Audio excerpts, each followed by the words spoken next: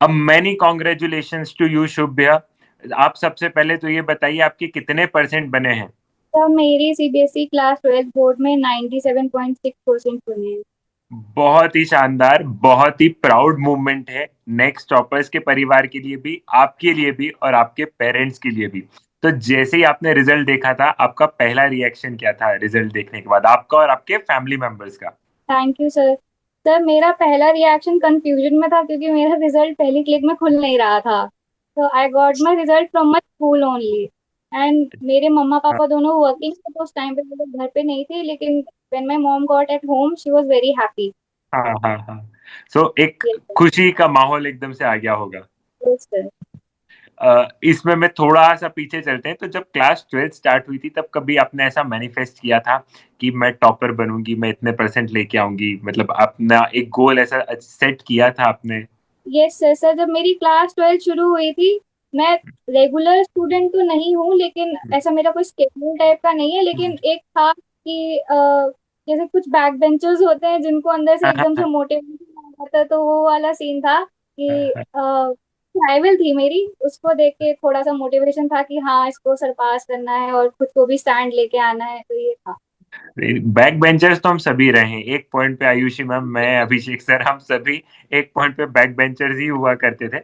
और वही है कि मन में ठान लिया है तो ऑफ कोर्स हम कुछ भी कर सकते हैं, मतलब आई थिंक आप भी इस चीज से एग्री करोगे। Yes sir. तो इसी को अगर अपन थोड़ा सा वैसे चलते हैं, तो क्या आपने पढ़ाई एग्जाम के एंड के दौरान की थी, आपने स्टार्टिंग से थोड़ी थोड़ी सी पढ़ाई करना स्टार्ट कर दी थी, क्या आपका मतलब, क्या आपने सोचा था क्या? मैंने स्टडीज स्टार्टिंग से ही शुरू कर दी थी। मैं लॉन्ग आवर्स लेके नहीं बैठती थी, मैं दिन के टास्क लेके बैठती थी। जैसे जो पुरानी वीडियोस थी, दिगराज सर की बहुत पुरानी वीडियोस भी पढ़ी थी मैंने, उससे स्टार्ट किया था क्योंकि वो वीडियोस बहुत लॉन्ग थी। तो पार्ट को लेके चलती थी कि आज जो है इतने चैप्टर करने हैं या इतने करने हैं, तो दिन का ऐसे 4 to 5 तो हो जाता था, 4 to 5 आवर्स चलता रहता था। ऐसी कोई कंसिस्टेंसी नहीं थी, वो टास्क जितने दिन में जितनी हम्म। देर में पूरी हो जाए ऐसा था। तो अगर आपने आपका पूरा जो सिलेबस था वो आपने कब तक कंप्लीट कर लिया था, मतलब नवंबर, दिसंबर, जनवरी, मतलब पूरा एक सर फर्स्ट राउंड, मतलब रिवीजन नहीं, सिर्फ सिलेबस कंप्लीशन कंप्लीशन? नवंबर तक हो गया था। नवंबर तक, मतलब आपने आपकी प्री बोर्ड्स के पहले आपकी आपने तैयारी कर ली थी? सर मेरे पहले फर्स्ट प्री बोर्ड मेरे सितंबर में हुए थे, तो अच्छा, टेक्निकली सितंबर मेरे होते। हम्म तो मेरे प्री बोर्ड्स तक तो नहीं था, लेकिन हाँ हम्म। नवंबर तक हो गया था। बहुत ही बढ़िया, बहुत ही बढ़िया है। आप जूनियर्स को क्या सलाह देने चाहेंगे, मतलब अगर अभी हमारे कोई व्यूअर्स देखेंगे आपको बाद में, तो आप उनको, आपके जो जूनियर्स हैं, आप उनको क्या सलाह देने चाहेंगी? मान लो उनमें भी कोई बैक बेंचर्स है, तो उन्हें क्या बोलोगे आप कि कैसे क्या पढ़ना है, बताओ? मैं कहूंगी कि बैक बेंचर्स को टर्मिनेट नहीं करना चाहिए, कि वो बैक बेंचर्स हैं तो वो नहीं कर पाएंगे। बाकी अगर ये विल पावर पे है, अगर आप अपने अंदर ठान लो, छोटे छोटे टास्क अगर आप डेली करो, तो वो जो छोटे छोटे गोल्स हैं वो धीरे धीरे एक बड़े अचीवमेंट पे रिलेटेबल हो जाते हैं। हम्म, वो बहुत ही जल्दी। अच्छी बात कही है आपने। ठीक है। अ, अब आयुषी मैम, आप कुछ कहना चाहेंगी? हाँ सर, बिल्कुल कहना चाहूंगी। अभी जब मैं शुभ्या का रिजल्ट देख रही थी तो भाई हिस्ट्री में सबसे अच्छे मार्क्स हैं तुम्हारे, 99। मतलब कि एक मार्क्स पता नहीं कौन सी चिड़िया ले गई है, अदरवाइज तो मतलब 100 ही आने वाले थे। तो क्या हुआ था बेटा, एक मार्क्स पहले बताओ कहाँ कट गए, उसकी कहानी सुन लेते हैं। मैम एक कोई मार्क्स आइडिया? में, यस मैम, क्योंकि मेरा जो मैप हाँ आया था उसमें मेरी हाँ थोड़ी हाँ। सी प्रॉब्लम हो गई थी। वो मैप को मैंने बरदौली को डांडी से कंफ्यूज कर लिया था। अच्छा। तो मैंने वो तो पहले इसका, बरदौली लिखा था। हाँ तो हाँ मैंने वो हाँ। काट के डांडी कर दिया था क्योंकि मुझे श्योर नहीं था वो, इसलिए वहां पे शायद एक नंबर मेरा कट गया। Okay okay. अच्छा, तो बेटा हिस्ट्री में क्योंकि अब इतने अच्छे मार्क्स आए हैं, तो आप बताइए अपने जूनियर्स को कि कैसे आपने जो हिस्ट्री सब्जेक्ट जिसको लेंदी कहा जाता है कि भाई बहुत लेंदी है, ये है वो है, तो उसको कैसे पढ़ा आपने? मैम मैंने हिस्ट्री को शुरू किया था क्योंकि मुझे हिस्ट्री हमेशा से अच्छी लगी थी। मैं मुझे सिक्स क्लास से हम्म। हिस्ट्री करती थी, और हिस्ट्री में मेरा सबसे ज्यादा इंटरेस्ट इसीलिए आया था क्योंकि मैंने स्टार्टिंग से दिगराज सर की तरफ से थोड़ा सा था, तो एक तरीके से हम्म उनकी फैन फॉलोइंग थी, तो मैंने और जानना शुरू किया था। तो हिस्ट्री, हम्म बेसिक हिस्ट्री, हड़प्पन हिस्ट्री थी, तो वो स्टार्टिंग की किक मुझे अच्छी मिल गई थी क्योंकि वो सब चीजें मुझे पहले से थोड़ी प्री नॉलेज थी उनके बारे में। तो हम्म मैंने हिस्ट्री को शुरू किया था, मैं पार्ट बाय पार्ट चैप्टर्स को करती थी। जैसे पोस्ट हिस्ट्री, प्री हिस्ट्री, तो हर चैप्टर को मैंने पीछे से स्टार्ट की थी। हिस्ट्री बुक 3 से स्टार्ट किया था मैंने बेसिकली, क्योंकि मेरे हम्म स्कूल में भी वैसे ही हुआ था। तो मैंने हम्म। वैसे स्टार्ट किया। तो मेरे जब हिस्ट्री के नोट्स बनाने की बारी आती थी तो मैं उनको ज्यादातर शॉर्ट बाय शॉर्ट लिखती थी। अच्छा। तो अगर जैसे हिस्ट्री की हम लोग बात करें तो जब हमारा क्वेश्चन पेपर होता है तो उसमें हमारा जो लॉन्ग आंसर आते हैं वो 8 मार्क्स के आते हैं, मतलब सबसे ज्यादा मार्क्स होते हैं उनमें। और जिसको लेके बच्चों के मन में बहुत डर होता है कि अगर ये क्वेश्चन गलत हुआ तो सीधे सीधे 8 नंबर चले जाएंगे।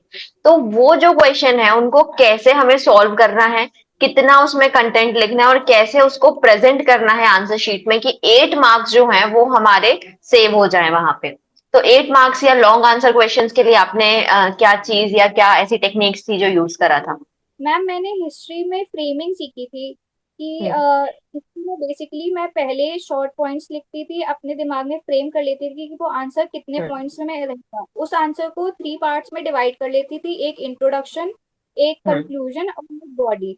तो उसमें मेरी हम्म। कोशिश रहती थी कि पहले मैं एक फ्रेमवर्क बना लूँ, एक माइंड मैप बना के थोड़ा सा शो कर दूँ। हम्म। उसके बाद उसको भी मैं एक्सप्लेन कर देती थी दोबारा।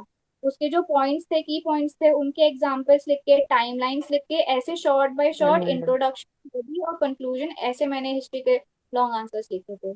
अच्छा। और हिस्ट्री की अगर हम बात करें तो बच्चों को कहीं ना कहीं ये लगता है या आपके जूनियर्स भी ये चीज सोचते होंगे कि हिस्ट्री पढ़ने का कुछ फायदा नहीं है। तो क्या ऐसा है कि भाई हिस्ट्री पढ़ के क्या करेंगे ये लोग, तो मतलब है नहीं इनके बारे में, पढ़ने लिखने से कोई मतलब नहीं, तो ऐसा कुछ सोचती हो तुम भी? नो मैम, एक्चुअली कभी कभार ऐसा हो सकता है कि हिस्ट्री बीच बीच में थोड़ी सी बोरिंग लगने लगे, ऐसा हो सकता हम्म। है। लेकिन मैंने एक चीज नोटिस करी कि आप जैसे जो चीज टेक्स्ट बुक में पढ़ते हो, जैसे हम लोगों ने बुद्धिज्म में अजंता अलोरा की केव्स के बारे में एक बॉक्स पढ़ा था। अगर आप उस बॉक्स को जब सामने जाके देखते हो, कि आप देखते हो कि हमने ये टेक्स्ट बुक में देखा था, हम सामने देख रहे हैं, तो वो चीज बहुत ज्यादा फैसिनेटिंग लगती है देखने में। एकदम से हम्म। विश्वास नहीं कि अरे हम लोग तो इतने ज्यादा टेक्नोलॉजिकल आगे थे जब हम लोग इतने पीछे थे। तो वो चीज एक फैसिनेट करती है हम लोगों को, वो यूफोरिक मोमेंट लगता है। तो हिस्ट्री मुझे हमेशा से बहुत अच्छी लगी। टू बी ऑनेस्ट, जब मैंने स्टार्ट करा था तो मेरा एक माइंड मैप था कि आगे चल के आर्कियोलॉजी में जाना है मुझे, क्योंकि मैंने बहुत सारी वीडियोस वगैरह देखी थी, तो हिस्ट्री से थोड़ा सा हम्म। टच पहले से। अच्छा। अच्छा, just in a funny way कि हम ऐसा कहते हैं कि बादाम खाने से अकल नहीं आती, ठोकर खाने से ज्यादा आती है। तो अब क्योंकि मार्क्स में जो मैप क्वेश्चन है उसमें 1 नंबर कट चुका है, तो मैप के क्वेश्चन में अब तुम क्या बताओगे अपने जूनियर्स को कि भाई इस तरीके से प्रिपेयर करोगे तो तुम्हारा 1 नंबर भी नहीं कटेगा। तो मैप क्वेश्चंस के लिए क्या स्ट्रैटेजी बताओगे आप? मैम मैथ क्वेश्चंस के लिए मैं यही कहूंगी कि मैथ क्वेश्चंस में जो मैंने एक नई सीख सीखी कि हमें पहले हर चैप्टर के हिसाब से साइड्स को अलग कर लेना चाहिए। क्योंकि हम्म। डांडी और डोली दो ऐसी साइड्स थी जो लास्ट के चैप्टर्स में रिपीट हो रही थी। तो उसका हम्म। आइडेंटिटी आपको लाइन बाय लाइन पता होना चाहिए। तो लाइन बाय लाइन हमको लाइन बाय लाइन क्वेश्चन की प्रैक्टिस करनी चाहिए, ना कि ऐसे कि मतलब अगर हमारे सामने बरदौली या डांडी लिखा है तो हम वैसे मार्क करें। हमको ये पता होना चाहिए कि हम्म। अगर किसी movie के बारे में वो बता रहे हैं तो वो एग्जैक्टली हम्म। किसकी बात कर रहे हैं। तो अगर हम वैसे क्वेश्चन ज्यादा सॉल्व करेंगे तो हो सकता है कि हमारे आंसर सही होने के चांसेस ज्यादा बढ़ जाएं। हम्म। मतलब इन नटशेल कि जब आप पढ़ रहे हैं तो साइट्स को उनके फीचर्स के साथ याद रखें तो ज्यादा बेटर तरीके से आप उसको आइडेंटिफाई कर पाएंगे। ओके।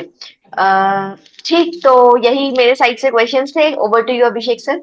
ओके शुभ्या, तो मतलब अच्छी अच्छी बातें तुमने बहुत सारी बताई हैं कि यार कैसे पढ़ लिया, कैसे सब हो गया।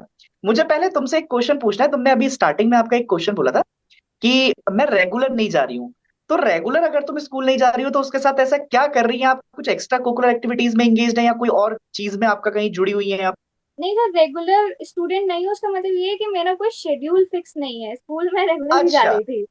अच्छा, जी स्कूल मैम। रेगुलर ही जा रही हो। बहुत बढ़िया। और तो मुझे, हाँ अब, करिकुलर में भी मैं बहुत ज्यादा एंगेज थी। मेरे स्कूल में मॉडल मॉडल यूनाइटेड नेशंस की कमिटीज होती थी, तो मैं उसकी चेयर भी थी। और स्पोर्ट्स में भी मेरा इंक्लूजन था थोड़ा बहुत। कौन सा स्पोर्ट्स खेलती हैं आप? सर मैं रनिंग में हूँ, 100 मीटर रनिंग में। अच्छा। अरे वाह। तो जैसे आज ना जेन जी जनरेशन वाले हिसाब से बात करेंगे, टेक्नोलॉजिया। तो यस। टेक्नोलॉजिया मतलब आपका जो है, हम टेक्नोलॉजी में आपका देखते हैं कि किस तरीके से, जैसे आजकल बहुत सारे आपका यूट्यूब पर चैनल्स हैं, बहुत सारी चीजें आपका चलती हुई जा रही हैं। तुम्हारी प्रिपरेशन कैसे आसान हुई इस टेक्नोलॉजी की वजह से? सर मेरी टेक्नोलॉजी रहेगी chat GPT. Chat sir GPT. बहुत तो बहुत टाइम पे ऐसा होता था कि पेपर से पहले अगर मैं जैसे मेरा घर से थोड़ा सा सेंटर दूर पड़ता था मेरा, तो हाँ सुबह में अगर मैं उठी हूँ और मुझे लग रहा है थोड़ा सा नॉशियस फील हो रहा है कि नहीं हो पाएगा, तो प्री हाँ। बोर्ड से पहले भी मुझे यही रहता था कि मैं सुबह उठते ही चैट जीपीटी से कहती थी कि मुझे इस चैप्टर के जो है 10 मोस्ट डिफिकल्ट क्वेश्चंस का एमसीक्यू वेबिनार करवा दो। उसके बाद जब उसका स्कोर अच्छा आता है तो देख के अंदर से ही अच्छा लगता है कि हाँ, अगर कुछ गलत होता है तो वो याद रहता है देर तक। तो चैट जीपीटी पे मेरा बहुत रिलायंस रहा पूरे 12th में। तो तो क्या हम ये मान सकते हैं कि चैट जीपीटी ने पूरी मतलब आपका एक प्रिपरेशन का फेस चेंज कर दिया है? यस सर, हम कह सकते हैं sir, chat GPT sir question answers की फ्रेमिंग, पीवाईक्यूज वगैरह, और कैसे हम आंसर्स को और अच्छी लैंग्वेज में लिख सकते हैं, सब एनालिसिस बहुत अच्छे से करवाई। उसकी वजह से मेरी आंसर राइटिंग भी बहुत अच्छी हो गई। ओके। अब मुझे एक चीज बताओ, चैट जीपीटी को छोड़कर तुम्हारे यस साथ ऐसा कौन सा ऐसा सपोर्ट सिस्टम रहा है जिसने तुम्हें लगातार ऐसा मोटिवेशन दिया है कि तुम और अच्छा कर सकती हो और अच्छा कर सकती हो? एक और चीज इसमें जोड़कर मुझे बताना। कई बार हम ह्यूमैनिटीज लेते हैं तो ह्यूमैनिटीज की स्ट्रीम पर ऐसा देखा जाता है कि यार ये बच्चा शायद बहुत पीछे से रह गया है या नालायक होगा, ऐसा होगा। तुम उस माइंडसेट को कैसे चेंज करना चाहती हो सोसाइटी के साथ? सर, वो माइंडसेट की बात अगर मैं कहूँ तो मैं यूपी से बिलोंग करती हूँ। मेरे क्लास 10th में 93.4% आए थे। तो उस टाइम पे भी मुझसे लोगों ने कहा था कि आपको ह्यूमैनिटीज नहीं लेनी चाहिए, लेकिन मेरा इंक्लूजन ह्यूमैनिटीज की तरफ बहुत था तो मैंने ह्यूमैनिटीज ली थी। और मैं ये भी कह सकती हूँ कि अभी जो हमारे टॉप 3 टॉपर्स हैं मेरे शहर के, वो तीनों के तीनों ह्यूमैनिटीज से ही हैं। और हम अगर लास्ट के डिकेड के स्टैट्स भी देखें तो ह्यूमैनिटीज में जितना सक्सेस रेट और जितना एक्सेप्टेंस रेट है पूरे वर्ल्ड में इंक्लूडिंग इंडिया, वो किसी भी अदर स्ट्रीम से ज्यादा है। पहला टॉपर ऐसा मैंने देखा है सर जिसने मतलब ये बात इंक्लूड की है कि इंडिया के साथ साथ बाहर भी, मतलब ये स्ट्रीम अगर आपने चूज की है तो आपको बहुत सारी अपॉर्चुनिटीज है, बहुत सारे ओपिनियन है। और ये बहुत अच्छी बात है कि मतलब आप इस चीज को देख रहे हो। हाँ सिद्धार्थ सर, आप कुछ कह रहे थे? और सर मतलब मुझे ऐसा लग रहा है कि शुभ्या ने पूरा प्रॉपर रिसर्च किया है कि यस। ह्यूमैनिटीज की क्या स्कोप है, क्या सक्सेस रेट है। मतलब यूजली बच्चे स्ट्रीम कैसे ऑप्ट कर लेते हैं कि ये अच्छा लग रहा है, दोस्त भी ये है। कॉम्पिटिटिव करना है, लेकिन मुझे ऐसा लग रहा है कि शुभ्या ने पूरा एनालिसिस करके फिर सोचा है कि नहीं, ह्यूमैनिटीज में इंटरेस्ट तो है, इंटरेस्ट के साथ साथ में ये 2-3 चीज और भी उसको एड ऑन कर रही है। बिल्कुल सही कह रहे हैं सर आप। अच्छा शुभ्या, एक और चीज मुझे बताओ कि अब जैसे आगे अगर तुमने सोचा हो तो मुझे ये बताना कि तुम्हारी आगे की क्या स्ट्रेटेजी है, क्या करना चाह रही हो तुम अभी फिलहाल? सर, तो मैंने सीयूईटी के फॉर्म्स फिल करे हैं। तो ओके। मेरा एम यही रहेगा कि मैं दिल्ली यूनिवर्सिटी नॉर्थ कैंपस में एक्सेप्ट हो जाऊं, और उसके बाद मैं ओके। ट्राई करूंगी कि मैं सर्विसेज को ऑप्ट करूं, इंटरनेशनल रिलेशंस में मास्टर करूं। अभी तो यही है मेरा। बहुत बढ़िया। तो बहुत डीयू में बढ़िया। मतलब क्या कोई कोर्स तुम ऑप्ट करना चाह रही होगी जिसमें तुम्हारी मतलब बहुत ज्यादा रुचि है? Sir, bachelor of arts honours political science. अरे वाह! चाणक्य हिस्ट्री नीति, में अच्छे नंबर चाणक्य लाके नीति से लेकर और सीधे फिर आपका जो सिद्धार्थ सर के पॉलिटिकल में चेहरे आ पे एक गया चमक आई है बच्चा। Political science. और फिर जो तुमने इंटरनेशनल रिलेशन लिखा है, तो मुझे दिखाई दे रहा है कि अगली हमारी जो एम्बेसडर है वो कहीं आपका शुभ्या शुक्ला ही ना हो। बिल्कुल बहुत सर, बढ़िया हो शुभ्या, सकता है। है ना? हाँ। तो शुभ्या, बस मैं इसी नोट पर एंड करूंगा आपके साथ। मतलब कि बहुत अच्छा लगा। एक अच्छा माइंडसेट और एक विजन के साथ आपका अगर कोई इंसान चलता है तो उसकी सक्सेस आगे जाकर भी उतनी अच्छी मिलती है जितना कि वो अभी है। और तुम्हारा बहुत पॉजिटिव माइंडसेट है जो कि हम सब देख रहे हैं, और हमारे व्यूअर्स भी देखेंगे तो उनको एक अच्छी सी अपॉर्चुनिटी मिलेगी कि ह्यूमैनिटीज स्ट्रीम को लेकर आप आगे बहुत अच्छा कर सकते हैं अगर आपके पास अच्छे स्टैट्स हैं और रिसर्च है। तो इसी नोट वो पर, थैंक हाँ सर। नहीं नहीं सर, वो कहते हैं ना, humanities is not the bad choice, it is the bold choice, yes. वो वाली बात है। गुड। तो तुमने बोल्ड बिल्कुल चॉइस सही कह ले रहे हो ली है। सर आप। और शुभ्य मतलब वही कि पूरा नेक्स्ट टॉपर्स परिवार को तुम पे गर्व है, और हम सब तुम्हें बेस्ट विशेस देते हैं अपने फ्यूचर एंडेवर्स के लिए। और हम ये जानते हैं और कि तुम अपने जीवन में कुछ बहुत बढ़िया करोगी बेटा। All the very best. You all the so best much. All the Shubhya. Best.